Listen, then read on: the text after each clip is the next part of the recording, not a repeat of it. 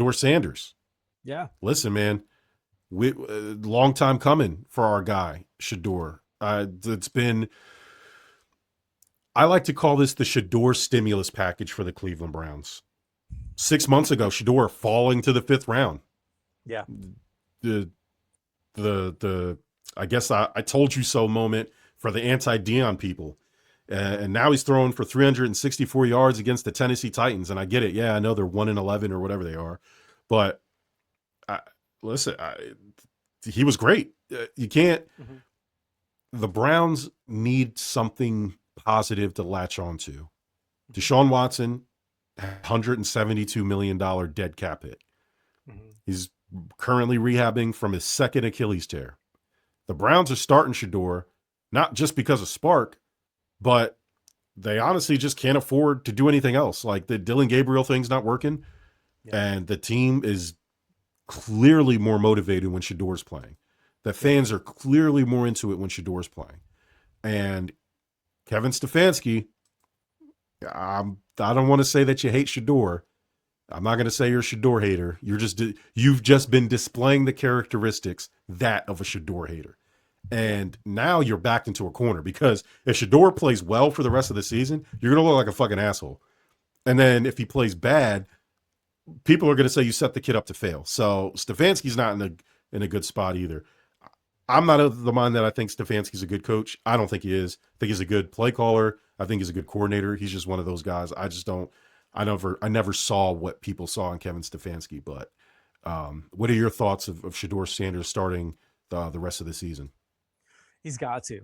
I mean, at the very least, just to get his legs under him from an NFL standpoint. I mean, we watched like you said, dropped in the draft, not really brushed over, not given a chance. Now has to play and has shown some bad things, but honestly, a lot of upside here. And this past Sunday certainly proved it.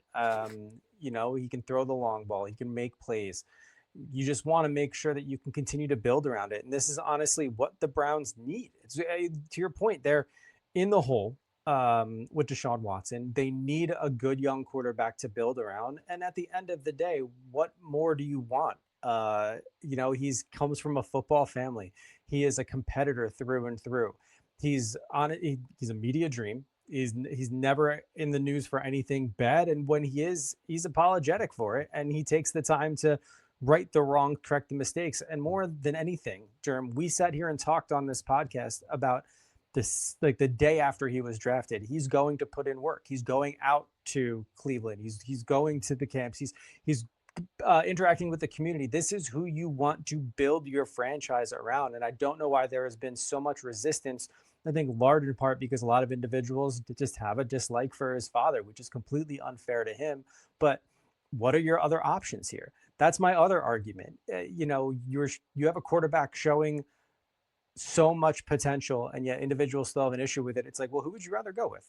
Like what are we doing here? You guys paid a guy who was being accused of sexual assault, and you basically guaranteed him a boatload of money before he even played a snap for you. And as you said, he's now nursing his second Achilles injury in the last 2 years. So, I mean, honestly, roll with Shedeur, roll with the young buck, and see where it takes you. We're also talking about a franchise that has had, what did we say, how many different quarterbacks over the past 20 years? Yeah. It's been absolutely insane. So there is literally no downside to this. Build around him, get his confidence up, and get him ready for next year. Yeah, it's funny. Teams didn't draft him because they were scared of the circus, and Yeah. the Browns, who are literally a circus, need him to be the ringmaster because they mortgaged the tent to pay for Deshaun Watson. And so, the player that the NFL Illuminati's wanted to humble is now the only thing keeping the Browns front office employed and the coach employed. Is he the guy? I don't know. I think he has shown the talent that if you put time and effort and build a roster around him, that he can be a franchise quarterback. And when I say that, I'm not saying like he's the guy to bring you to the Super Bowl. I'm saying a guy that you can win games with and be stable with. I think he's shown the talent he can do that. He's had every chance to throw Stefanski under the bus, and he hasn't done that. For all the times that people said that this guy only cares about himself, he's saying all the right things, doing the right things in the media, from what I can tell.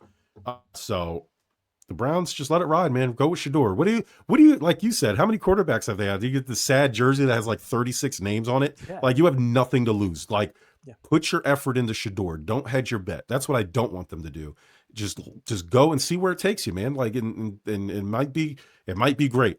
It might not work out. I don't know. But what I know is what you've been doing hasn't been working. So try something else. And that something else for me is Yeah. Shedeur. I think start small, right? Like if you're expecting the kid to come in and bring you to a Super Bowl, it's likely not going to happen. But put you in a competitive Right. spot to win your division, maybe. Get you the playoff berth Yeah. that you so desire, 100%. But if you're expecting a miracle like the second coming of Patrick Mahomes or Tom Brady or insert epic quarterback here, like I don't think you're going to get that immediate return with him, but he's going to be absolutely serviceable. And who knows, he might take you there 100%. And if you don't keep him, I mean, he might be one of these second life quarterbacks that we've seen in Daniel Jones too. So start with a franchise that has some growing to do, and then immediately go to a better coaching situation, better situation all around, and find yourself in a more competitive position. My guy Brad Orhood, I think it's the coaching and not the QB. I agree. The I mean, Browns how many times have we have seen that over and no over again? Yeah. right. The Browns don't have any type of um standing to say that it's the player, right? They've been fumbling players in situations for years. So yeah, they haven't been good. Like Baker was the last thing they had, and yeah, so they don't deserve the benefit of the doubt. I'm with you. That's definitely a coaching thing in my estimation.